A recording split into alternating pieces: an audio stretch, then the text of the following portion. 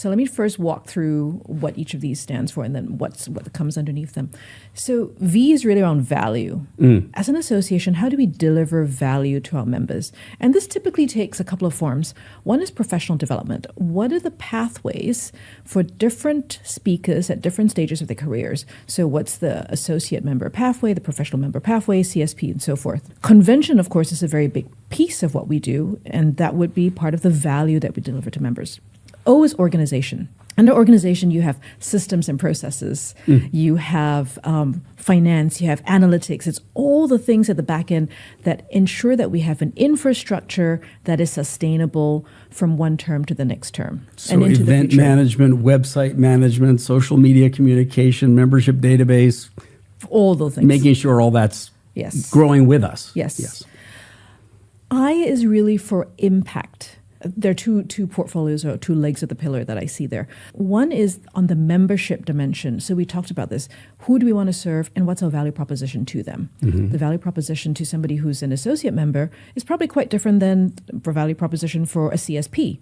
Value proposition for somebody who's a corporate employee looks yet again different. And you can break that down even further. Value proposition for a podcaster could look very different. So membership value proposition. The second dimension of this is really around the kind of partnerships and relationships that we have. Industry relationships and partnerships.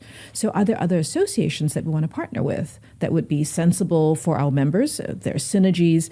I'm a believer that even when we overlap with other associations, there's more that we can gain by doing things together rather than separately. Are there other trade associations that we want to focus on? How do we bring in speaker bureaus? How do we bring in potential buyers of what we do? And so that's a whole separate dimension of it, right, under impact.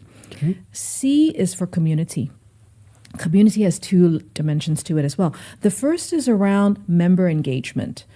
As we grow, and I think some of our members already probably have a bit of a sense of this, how do you maintain that intimacy? So we have many initiatives already in this dimension, whether it's our special interest groups, and there are a bunch of them under that, whether it's our kampongs, whether it's walks, whether it's our socials, member engagement. And then the other part of community is giving back, right? So how do we think about giving back? Do we help people who are underprivileged use their voice? Do we help young students who are about to go into the workforce? Yes. Do we help? There's so many potential social causes we could contribute to. That link to what we do. Right. So there's an alignment there. Right? We're not just randomly giving back. We're giving back in ways that draw on our expertise, our ability. Our special, unique expertise to be able to give back. And then E is really how do we elevate the profession?